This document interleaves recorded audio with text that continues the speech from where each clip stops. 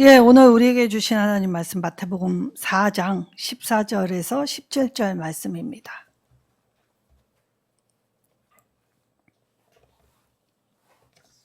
마태복음 4장 14절에서 17절 말씀. 제가 하나님 말씀 받들어 읽도록 하겠습니다.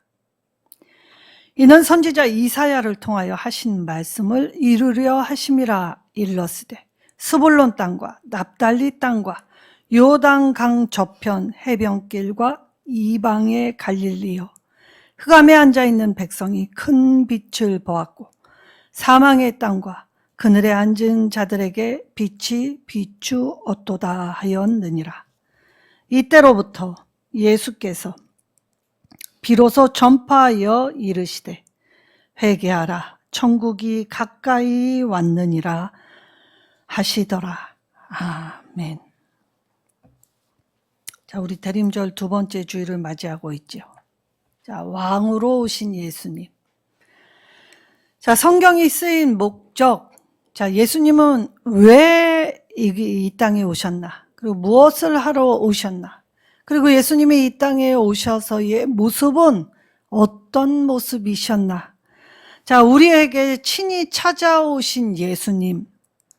그래서 그 예수님에 관해서 특별히 신약 성경 예수님의 사역과 가르침과 생애를 이해할 수 있도록 도움이 되는 것이 바로 사복음서입니다.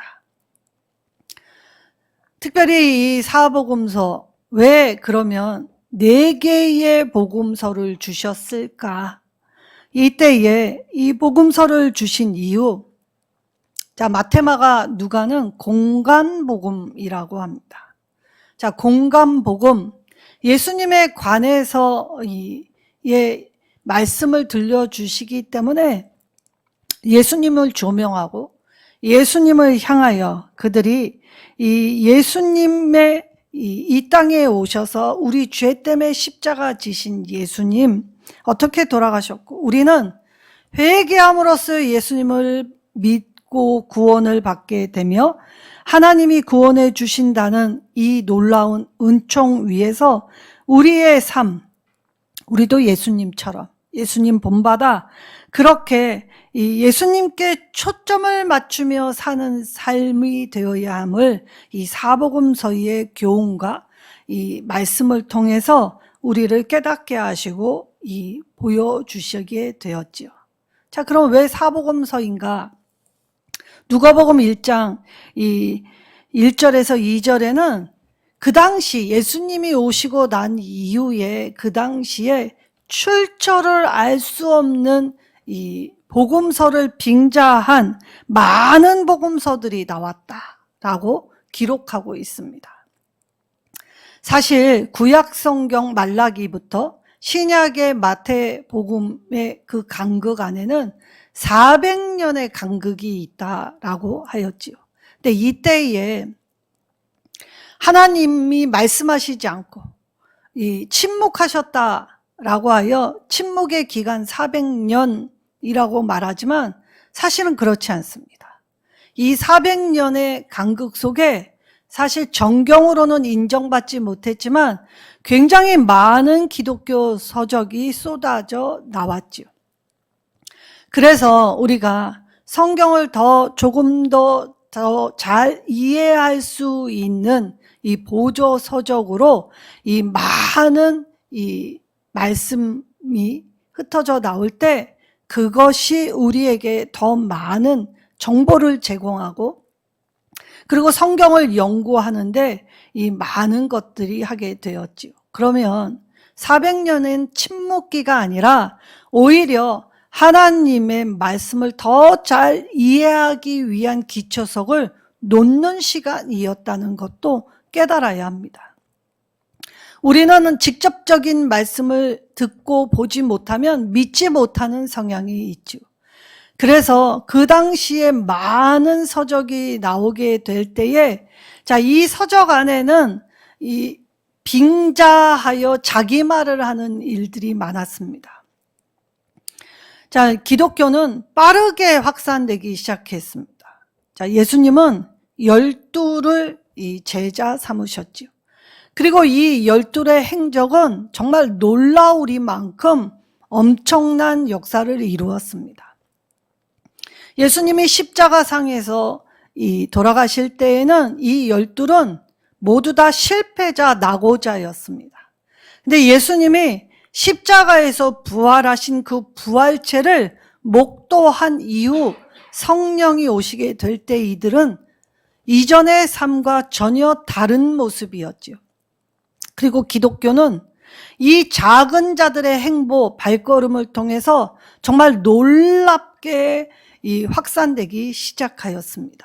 자, 이 확산이, 이 속도가 따라잡을 수 없을 정도로 확산되었다라는 것을 주목해 볼 때, 자, 사도들, 육체의 매임이 있는 이 사도들이 아무리 부지런하게 주님의 행적을 전한다 하여도 이 속도를 따라갈 수 없었다라는 건 사도들의 목격담을 직접 들을 수 없는 곳들이 많이 생겼다는 것입니다. 그리고 더하여 이 성령의 역사하심을 통하여 이 성령님이 이 활동하시는 능력은 이 사도들의 발걸음이 미치기 전에 이미 오순절 성령의 운동을 목도한 사람들이 자국에 가서 예수님의 사역과 예수님의 말씀을 전하기 시작하였다는 것입니다.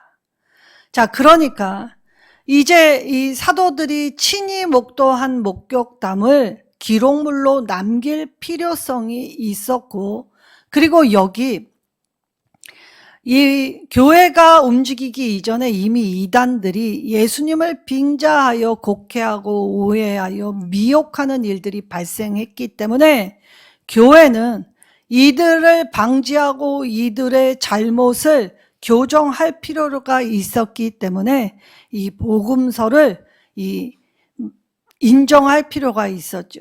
그래서 사복음서를 인정하게 됩니다. 사복음서, 사도적 전통 위에서 이들이 이 예수님의 말씀을 친히 듣고 그리고 자신들이 예수님의 증인으로서, 그래서 사도적 전통이 있는 기록물이었기 때문에 사복음서만 정경으로 인정하였지요. 자, 근데 이 사복음서가 얼마나 다양한 시각을 우리에게 비추어 주었을까라는 것을 볼 때 굉장히 폭넓은 스펙트럼을 보고 우리가 하나님의 말씀을 다양하게 이해하게 하셨다는 것입니다. 자, 이 다양한 시각을 가질 필요 안에 기초는 무엇입니까? 바로 예수님이 가져다 주신 구원은 어떤 의미였을까? 그리고 이 하나님의 말씀은 지금 어떻게 이루어졌는가? 자, 이것을 받아들이는 우리, 이 독자층을, 이 다양한 독자층의 눈높이, 그래서 하나님은 항상 우리의 눈높이 교육을 맞춰서 배려해 주신 분이시라는 것입니다. 자, 이때 오늘 특별히 구약, 신약 성경의 첫 번째 책은 마태복음이었지요. 근데 이 마태복음은 이 구약과 신약을 이어주는 다리 역할을 하게 됩니다. 자, 이때 이 마태의 독자층은 누구였는가? 바로 유대인 크리스찬들이었습니다. 자, 유대인들은 하나님의 율법을 가진 자였지요. 그리고 여기에 이 자신들이 이 자랑 삼은 것이 무엇입니까? 모세오경이었습니다.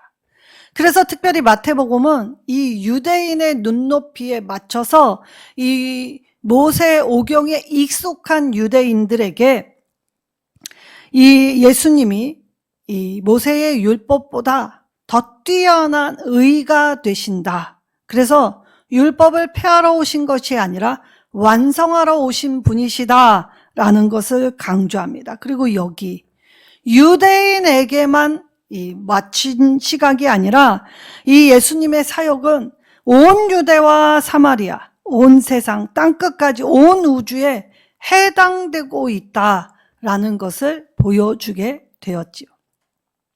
그리고 마가복음은 이 예수님은 하나님의 아들로 오셨다. 그래서 마가복음은 이 복음서 중에 굉장히 짧은 분량에 해당됩니다. 그리고 복음서 중에 가장 먼저 쓰여진 책이었지요. 그래서 다른 복음서와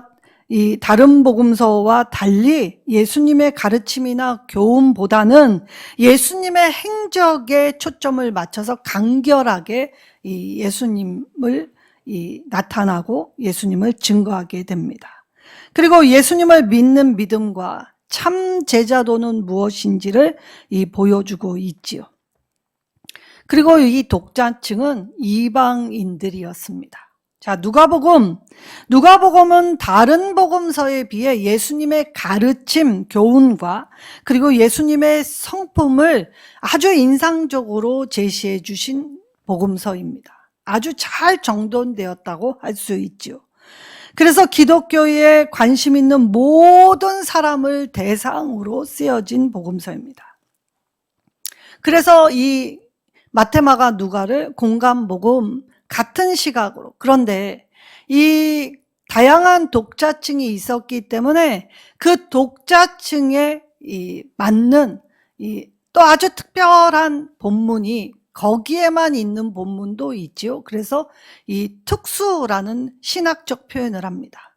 그래서 마태복음만 기록되어 있는 사건들, 마가복음에만 있는 사건들, 누가복음에만 있는 사건들. 근데 마태에 있는 사건들이 마가와 함께 있게 되기도 하고, 마가복음에 있는 사건들이 이 누가복음에 있기도 하고, 또는 마태, 마가, 누가에서 동일하게 다 강조하는 강조점이 있기도 하기 때문에 공관복음이라고 하였습니다. 근데 요한복음은 조금 다릅니다. 그래서 요한복음은 예수님의 신성을 강조하면서 동시에 새로운 창조자, 구원자로서의 모습을 더 뚜렷이 부각시켰지요. 그리고 예수님은 구약의 절기를 완성하러 오신 분이시다라는 것을 강조합니다. 자, 이때에 이 예수님에 관한 사복음서, 자, 왜 기록하였느냐? 성경에 요한복음 20장 31절에 오직 이것을 기록함은, 자, 기록한 목적이 있다는 것이지요. 너희로 예수께서 하나님의 아들 그리스도이심을 믿게 하려 하며 또 너희로 믿고 그 이름을 힘입어 생명을 얻게 하려 합니다. 그러니까 오늘 이 복음서의 말씀, 예수님은 우리에게 생명을 주러 이 땅에 오신 분이심임을 명확히 명시하여 주셨습니다. 자, 그러면 오늘 왕으로 오신 예수님, 자, 특별히 마태복음은 왕으로 오신 예수님을 강조합니다. 자, 예수님의 출생부터 예수님의 죽으심까지 이 왕됨을 증거하기 시작하지요. 자, 예수님의 출생에, 자, 동방 박사들이 이 유대인의 왕으로 나시니가 어디 계시뇨? 우리가 그를 경배하러 왔도다 라고 하며 2장 2절에 이 동방에서 온 박사들이, 이 외국인들이 이 유대인의 왕을 경배하러 온 사실을 기록해 놓았습니다. 그래서 예수님의 출생부터 왕으로 오신 예수님을 강조하죠. 그리고 이 마태복음 27장 37절에는 예수님의 죽으실 때 예수님의 십자가 위에 달린 명패에는 이 머리 위에 이는 유대인의 왕 예수라라고 쓰여진 명패가 붙었습니다. 자, 이때 이 사두개인들과 이 바리새인들, 이 종교 지도자들은 자칭 유대인의 왕이라 써달라고 요청합니다. 그런데 이 빌라도는 이 자칭이라는 말을 쓰지 않습니다. 그래서 이 마태복음에는 유달리 예수님이 이 땅에 왕으로 오셨음을 선포하지요. 자, 그리고 이 마태복음은 이 예수님에 관해서 보여주게 될 때에 특별히 다윗의 혈통으로 오셨다라는 걸 족보를 통해 말을 합니다. 자, 구약은 예수님을 드러내기 위한 준비의 책입니다.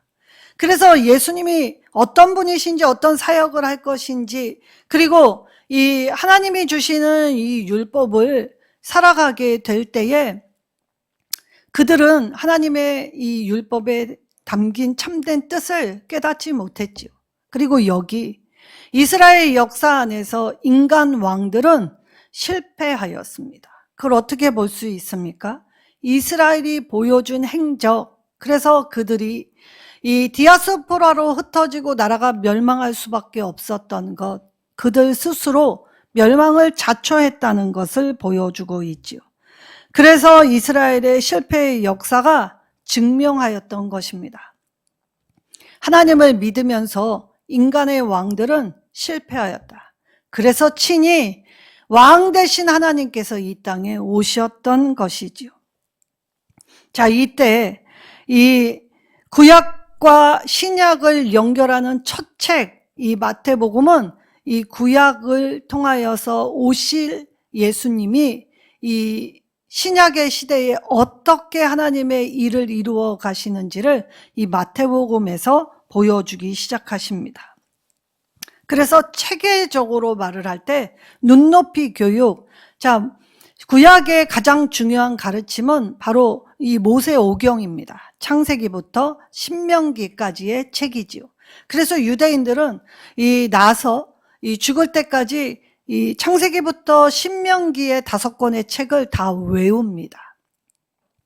자, 오늘날에 우리가 말씀 한 절 암송하는 것도 참 어렵지요. 근데 이 유대인들은 이 교육을 통해서 창세기부터 신명기를 외우게 했다는 것입니다. 자, 이때 유대인들에게 익숙한 방식으로 이 5권의 책을 통해 마태복음은 이 5개의 중요한 교리로 이 예수님을 통해 오는 구원과 하나님 나라를 말씀해 주시죠. 먼저 이 5단락의 가르침을 구성하는 건 마태복음 5장, 그리고 10장, 13장, 18장, 24장에서 25장입니다. 그래서 유대인들이 예수님을 받아들일 때, 예수님을 더 잘 알게 될 때 이 예수님을 잘 전달하기 위한 배려로 이 구성을 하셨다는 것입니다. 자, 마태복음 5장에는 무엇이 쓰여 있습니까? 예수님이 말씀하신 팔복, 산상수훈이 이 기록되어 있습니다. 자, 산상수훈, 예수님이 전하여 준 하나님 나라 안에서 하나님 나라의 백성으로 어떻게 살아가야 할 것인지의 실행 지침을 말씀해 주시는 것이 바로 산상수훈입니다. 근데 이 산상수훈, 자, 내가 하나님 나라의 윤리 시행, 내가 반드시 따라야 하는 삶. 그래서 말씀은 입술로 오는 것이 아니라 행함으로 오게 되지요. 그래서 그 행함을 보여주신 것이 바로 예수님의 십자가입니다. 예수님은 말만 하시지 않았습니다. 피 흘리신 희생으로 이 구원을 가져다 주셨지요. 그래서 이 산상수훈, 팔복은 세상의 원리와 가치를 깨부수고 이 전혀 다른 이 새가치, 새로운 중심으로 하나님 나라의 복은 이렇게 온다라고 말씀하십니다. 근데 산상수훈의 결론이 무엇입니까? 자, 이 반석 위에 집을 지을 것인지 모래 위에 집을 지을 것인지의 비유로 끝나게 됩니다. 자, 반석 위에 짓는 집이나 모래 위에 짓는 집이나 이 땅에서 우리가 예수님을 믿는 믿음의 삶은 비가 내리고 창수가 내리고 그리고 흔들리는 각종 위험과 어려움에 노출되어 있지요. 자, 우리는 예수를 믿으면 걱정, 근심, 복락만 임할 거라고 생각합니다. 그런데 예수를 믿는 자들이나 믿지 않는 자들이나 이 땅의 삶에선 언제나 항상 어려울 수 있다는 것입니다. 자, 이때 예수님의 말씀에 반응하면, 자, 그렇게 힘들고 어려운다 할지라도 흔들리지 않는 반석 위에 주초를 두었기 때문에 전혀 흔들리지 않는 삶, 견디는 삶, 이기는 삶 된다고 말씀하시죠. 그런데 이 모래 위에 주초를 놓으면 어떻게 됩니까? 하나님의 말씀을 들려주셨는데도 불구하고 말씀을 따라 살지 아니하면 어떻게 됐느냐? 결론은 내려주시지 않습니다. 그 비유에서는 점점 무너짐이 심하다라는 현재 진행형, 지금 나의 모습만 보여주시지요. 아직 결론으로 망하였다라고 하시지 않는다는 것에 주목해 보아야 하죠. 자, 그러면 하나님 나라의 복은 어떻게 임합니까? 가난하도 괜찮고, 울어도 괜찮고, 희생과 섬김과, 그리고 세상은 안 돼, 너는 안 돼 라는 이 말에 하나님은 아니야, 괜찮아, 그것이 끝이 아님을, 이 또한 지나감을 깨닫고 하나님 말씀에 반응하여 살라는 것입니다. 그래서 오늘 산상수훈의 팔복을 통해 저와 여러분에게 무엇을 강조하신지 아십니까? 자, 바리새인과 사두개인의 의보다 더 나은 의로 나아가야 한다라고 강조하시는 것입니다. 우리가 딱 거기에 머물러 있는 것, 하나님 앞에 오히려 완악한 모습이 될 수 있지요. 오늘 마태복음 5장 20절 산상수훈에 바리새인보다도 더, 사두개인보다도 더, 자, 바리새인들은 하나님의 말씀을 늘 연구했던 사람들입니다. 그렇다면 그들보다 더하다면 우리도 주야로 하나님 말씀 읽고 듣고 또 하나님 말씀 붙들고 하나님 말씀 깨닫기 위해 애쓰는 삶이 되어야 한다는 것이죠. 사두개인들, 자, 종교적 외양으로는 이들만한 사람들 없지 않습니까? 날마다 상번제, 아침과 저녁마다 제사를 드립니다. 그런데 이들보다 더 한다는 건 내가 아침에 눈을 뜨고 저녁에 눈을 감는 모든 삶의 순간순간에 하나님과 동행하라는 말씀이십니다. 그러니 오늘 하나님이 강조하신 말씀 무엇입니까? 자, 딱 거기 수준에 머물러 있는 것, 이 정도면 괜찮지 않는가? 라는 것이 아니라 그들보다 더 나은 의로 나아가야 한다라고 강조하셨죠. 왕으로 오신 예수님이 오늘 저와 여러분에게 거기 머물지 말라, 더 보다 나은 내일이, 보다 나은 사람이, 보다 나은 오늘이 되라고 말씀하셨다는 것입니다. 자, 10장은 무엇입니까? 10장에는 자, 둘씩 짝을 지어 세상에 보내십니다. 가라 하십니다. 우리는 여기가 좋사오니 라고 하지만, 우리끼리 모임을 선호하지만 하나님은 가라 하십니다. 선교 명령을 내리셨죠. 은혜 받은 자는 결코 거기 머물 수 없다고 합니다. 듣든지 아니 듣든지, 통하든지 통하지 않든지 결과는 하나님께 맡기고, 오늘 말씀을 들었다면 그 말씀 들은 걸로 내가 순종하면 된다고 하셨지요. 그리고 13장에는 뭐라고 말씀하십니까? 그렇게 살 때 천국 비유를 말씀하십니다. 자, 우리에게 전도서 3장 11절 왜 주셨습니까? 우리가 자꾸 잃어버리니까, 우리가 자꾸 헤매이니까 잃어버리지 말라고, 헤매이지 말고 잘 찾아오라고 영혼을 사모하는 마음을 주셨습니다.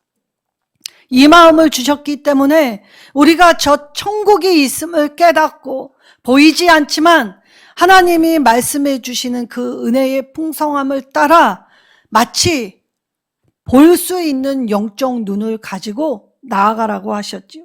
그때 18장은 교회를 강화시켜 주십니다. 한 사람의 힘은 미약하지만 모이게 되면 강력한 힘을 발휘할 수 있기 때문입니다. 그래서 하나님은 교회를 통해 일하십니다. 그리고 24장에서 25장에는 비록 세상에 환난과 어려움이 있을 때 거짓 선지자들 일어나는 것 이상한 일로 여기지 말라라고 하셨지요.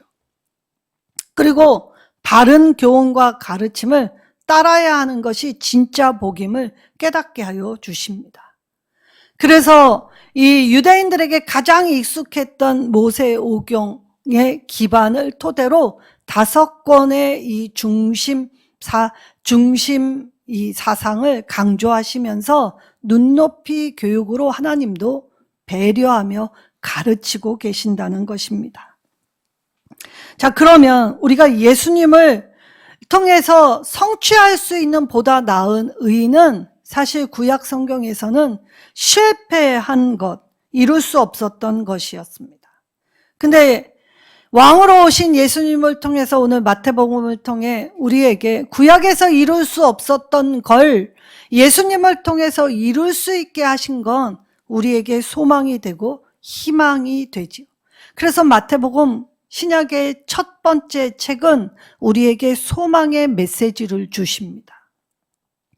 나 혼자의 힘으로는 감당할 수 없고 내가 할 수 없으나 오늘 하나님을 믿고 하나님의 이름을 부르며 그렇게 나아갈 때, 그래서 예수님은 많은 사람을 키우지 않고 딱 소수 12만 제자로 삼으셨지요. 많은 무리보다 소수의 제자를 가르치시는데 온 힘을 쏟으셨습니다. 왜냐? 제자들을 통해서 복음 안에 담긴 영생을 전파하기 위함이셨습니다. 이 전파는 온 세상을 위해, 그래서 이들을 통하여 비록 작지만 힘이 없지만 소수였지만 하나님 나라는 매일매일 자라나고 확산되고 그리고 매일매일 하나님의 뜻대로 이루어 가심을 보여주셨다는 것이죠. 자, 이때 하나님이 제자들에게 뭐라고 말씀하셨습니까? 예수님이 천국에서 가장 큰 자는 어떠한 자임을 강조하실 때 예수님은 십자가 지시기 전에 손수 허리에 수건을 두르고 제자들의 더러운 발과 손을 씻겨주셨습니다. 수족을 씻겨주셨지요. 이때 예수님의 섬김을 받은 제자들은 손과 발뿐만이 아니라 온 몸을 씻겨주옵소서라고 하였습니다. 그때 예수님은 족하다라고 하셨지요. 그리고 예수님이 무릎 꿇고 제자들의 발밑에서 그들의 발을 씻겨주신 이유가 무엇입니까?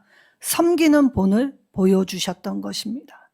천국에서 가장 큰 자는 바로 이 무릎 꿇고 겸손하고 그리고 남을 위해 섬기는 자임을 말씀하여 주셨지요. 자, 예수님은 남에게 종이 되는 삶, 남을 섬기는 자가 바로 천국에서 가장 큰 자라고 말씀하시고 보여주셨던 것입니다. 자, 왕으로 오신 예수님의 행보는 남을 위하여 섬겼고 심지어 자기 목숨을 종된 우리, 종보다도 못한 우리, 죄인인 우리를 위해 이 친히 피 흘려 희생으로 주시기 위해 오셨다는 것을 보여주셨지요. 그리고 예수님은 거기 멈추시지 않습니다. 그래서 마태복음의 이 첫 책을 통해서 예수님의 복음은 무엇이었습니까? 죽으심과 다시 사심, 부활이었습니다. 자, 만약에 죽음으로 끝났다면 우리는 더 이상 소망 없는 존재였을 것입니다. 제자들도 예수님의 죽음으로 끝났다면 그들은 1세기가 되기 전에 세계 각국으로 향해 나갈 수 없었을 것입니다. 근데 이 부활의 실제를 예수님의 다시 사심, 부활의 모습을 통하여 그들은 목도하였고 만져보았고 함께 먹었으며 예수님의 말씀을 들었습니다. 그때 이전의 삶으로 돌아갈 수 없었던 건 부활의 실제가 있었기 때문이지요. 자, 바울은 담에서 석상에서 예수님을 만났습니다. 이때 바울은 자신의 지식과 자신의 열정에 이 1차부터 4차까지의 전도 여행을 가게 될 때 쉽지 않았습니다. 사실 우리가 은혜를 받았다고 하여 한두 번이야 노력할 수 있지 않습니까? 그런데 겁안 죽을 뻔한 것이 얼마나 많습니까? 얼마나 낙담된 일들이 많았습니까? 끊임없이 복음을 위해 애쓸 때마다 좌절을 겪었고 힘이 들었습니다. 그리고 알아주는 사람보다 알아주지 않는 사람들이 더 많았습니다. 복음을 곡해하고 복음을 오해하고 그리고 자신의 이 열심히 특심이었음에도 불구하고 늘 어려움과 좌절을 겪었지만 번번이 그가 그 어려움 속에서 일어날 수 있었던 유일한 이유는 부활신앙이 있었기 때문이지요. 부활신앙이 없었다면 기독교는 오늘날 생명의 살아있음을 전할 수 없었습니다. 그래서 우리는 생명, 하나님이 이 땅에서 우리에게 호흡을 주신 것뿐만이 아니라 영원까지의 호흡을 이어주게 해주신 그 은혜의 풍성함을 깨달을 수 있게 하셨다는 것이죠. 그래서 제자들은 부활의 실제 그 신앙을 가졌기 때문에 끝까지 견디고 끝까지 이긴 자들이 되었습니다. 12 중에 이 가룟 유다를 제외한 모두 제자들 다는 예수님보다 더한 모습으로 이 복음을 전하다가 죽었습니다. 얼마나 잔인하게, 얼마나 비참하게 세상의 눈으로는 이렇게까지 할 수 있을까라는 마음 들 정도로 비참했지만 오히려 그들은 당당하게 그 죽음을 선택했고 그 죽음의 얼굴이 해같이 빛났기 때문에 그들의 모습을 보고 돌아온 자들이 더 많았지요. 신앙은 이처럼 죽음의 자리에서 빛나게 되는 것입니다. 내가 평생 무엇에 반응하고 무엇을 믿었는가를 내 육신의 생명이 다하는 날, 이것이 끝이 아니고 새로운 시작임을 알고 깨달은 자는 해같이 빛난 얼굴로 주님의 마중을 영적인 눈으로 보았기 때문에 이 육신의 죽음을 두려워하지 않고 찬송하며 걸어갔고 기꺼운 마음으로 그 길을 걸어갔던 것입니다. 두렵지 않는 사람은 아무도 없습니다. 그러나 믿음은 이 두려움을 능히 이길 수 있게 하시지요. 그래서 왕으로 오신 예수님, 우리는 이 대림절 2번째 주일을 맞이하면서 주님을 얼마나 고대하고 기다리는지, 그리고 나 같은 죄인에게 예수님을 통해서 베풀어 주신 이 구원이 얼마나 값진 것인지 깨달았다면 오늘 이 말씀을 위하여 우리에게 들려주신 지상 대명령, 그래서 마태복음을 한마디로 특징한다라고 한다면 바로 28장 19절에서 20절 말씀입니다. 너희는 가서 모든 것을 가르쳐 지키게 하라. 무엇을 지키게 하라고 하십니까? 바로 율법입니다. 하나님의 말씀입니다. 이 율법, 우리가 하나님의 뜻에 담긴 뜻, 참 생명, 참 빛을 깨닫지 못할 때 주님께서 그 말씀을 기억나게 하시고 그 말씀을 깨닫게 하여 주셨기 때문에 그 말씀이 내 안에 임하게 될 때 성령의 내주하심을 통하여 우리가 말씀을 살아내는 일, 말씀을 지켜내는 일, 그래서 예수님의 성품을 닮아가는 일, 예수님의 말씀의 가르침, 교훈을 따라 행하는 일, 그걸 나부터 지키게 하시지요. 그때 신하된 자는 분부, 왕의 분부는 부복하며 순종해야 하는 것입니다. 그때 하나님이 뭐라고 하십니까? 우리는 말씀을 귀로만 들었습니다. 그러나 우리가 볼지어다 내가 세상 끝날까지 너희와 함께 있겠다. 그 임마누엘의 하나님의 은혜를, 이 영적인 것을 볼 수 있는 존재로 우리를 깨닫게 하시고 다시 일으켜 세워주셨지요. 그래서 이 찬란한 주님의 영광을 보면서 걸어갈 수 있는 자로 저와 여러분에게 구원을 주셨으며 영적인 눈을 뜨게 하여 주셨던 것입니다.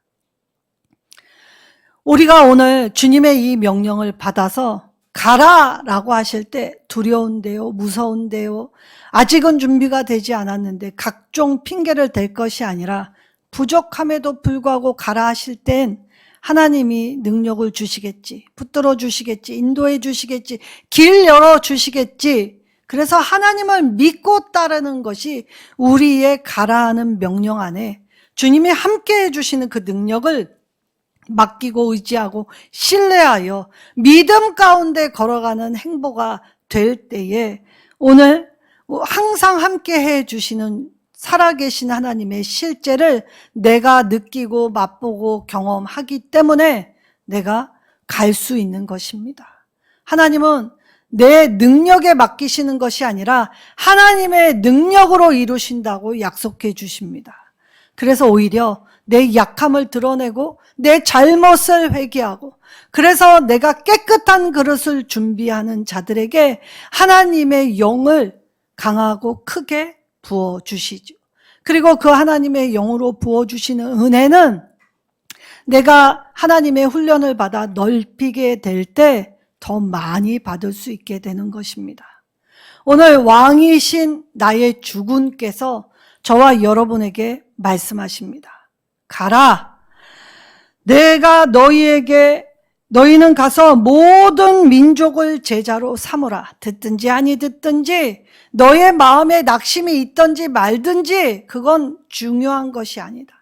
너는 나의 말에 집중하고 내가 내게 분부한 것 그것만 떠오르라. 그때 아버지와 아들과 성령의 이름으로 세례를 베풀고 나는 죽고 예수로 살겠습니다 라는 고백이 있게 될 때에 우리는 그 하나님의 말씀을 따라서 지키고 또 가르침을 전하여 주는 본이 되는 삶을 살 수 있다고 말씀하셨지요.